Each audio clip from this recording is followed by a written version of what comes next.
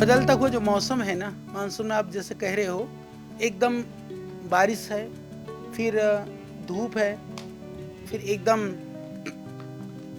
सर्द गर्म होने की जो संभावना है, फिर जमीन में भी आप देखोगे कहीं पैर गीले, कहीं कीचड़, कितना भी रहे, पानी, बारिश।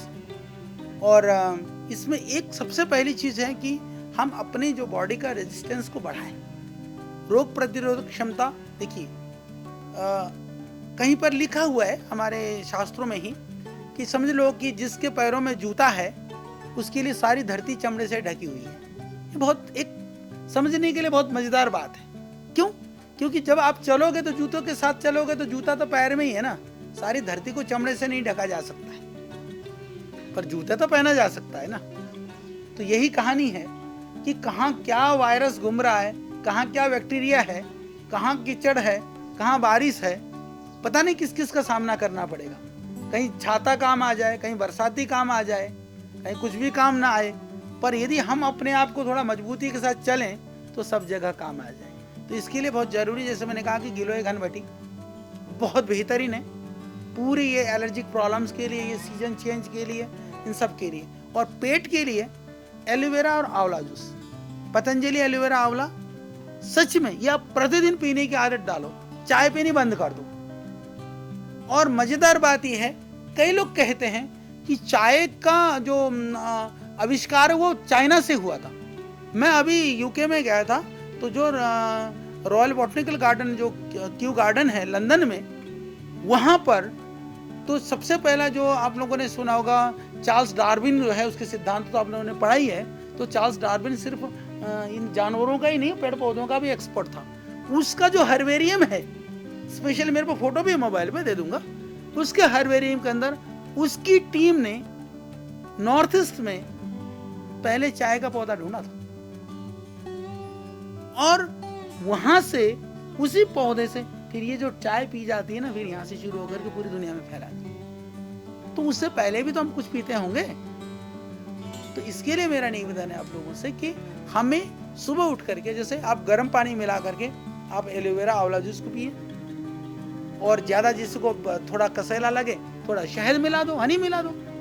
बच्चों को भी पीने की आदत डालिए, सुबह पीजिए, टनाटन, पेट साफ, शरीर ठीक, बीमारी से बचाओ। तो एक तो ये करें। जैसे गिलोय घनवटी, जैसे मौसम ज्यादा चेंज हो रहा है, आप तुलसी घन की एक गोली ले लीजिए। तो ये उपाय करें। च्यवनप्राश, हम 51 जड़ी बूटियां डालते हैं च्यवनप्राश के अंदर। लोगों ने देखा कि पतंजलि का च्यवनप्राश से लाभ ज्यादा हो रहा है, तो कि पतंजलि वाले में अरे चीनी नहीं है, चीनी तो हमसे ज्यादा दूसरे डालते हैं। हम लोगों ने फॉर्मूला हमारा ग्रेन्यूल्स बना करके हम बनाते हैं खाने में, जो आदमी को ना वो मुंह में ना चिपके एकदम चटनी की तरह से, तो इसलिए बनाएगा चॉकलेट की तरह लगे, चटनी तरह के नहीं। तो च्यवनप्राश आप खा सकते हैं। तो इन उपायों से बचाव करें और सुबह उठ करके प्राणायाम, योग अभ्यास करें। तीसरी चीज, मैंने एक चीज और नोटिस किया, आप लोग अभी नई नई माताएं होंगी, आप जैसे जितनी एज ग्रुप की आप लोग हो, बच्चे ज्यादा बड़े नहीं होंगे ना, जिनके बाबू हो रखा हो, तो क्या है कि बच्चों को अरे बाहर मत निकल, मच्छर काट लेगा, छींक आ जाएगी, भीग लेगा। अरे भीग लेगा तो गल थोड़ी जाएगा वो, उसको भीगने दो, वर्षा में जाने दो, मिट्टी में खेलने दो, थोड़ा बहुत धूल धक्कड़ में होने दो, तो ही तो उसकी क्षमता भी बढ़ेगी। इसका मतलब ये नहीं कि तुम ले जाकर कीचड़ में गाड़ दो उसको। हाँ, ये जरूरी है कि आप इतने भी भयभीत ना हो, अरे थोड़ी सी छींक आ गई, अरे हाय तो बस सर आसमान पर उठा लिया, नहीं, होने दो।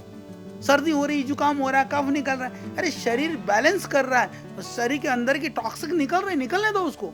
एकदम तुरंत कोई खतरनाक दवाई मत दीजिए।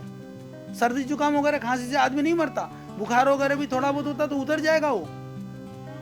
तो ये हमको बीमारी को लेकर के बहुत भयभीत होने वाली प्रवृत्ति से भी बचें, सावधानी रखें। मैं ये नहीं कह रहा हूं कि लापरवाह हो, पर भयभीत भी ना हो। तो भयभीत होने में और लापरवाह होने में बहुत फर्क है। जो डरपोक होते हैं ना, वो लापरवाह भी होते हैं, पर जो डरपोक नहीं होते वो लापरवाह भी कम होते हैं। ये ध्यान रखना। ये जो अपने आप को सोचते हैं ना हम तो बहुत केयरिंग नहीं हो, डरपोक हो, डरपोक मत बनो। ठीक है जी।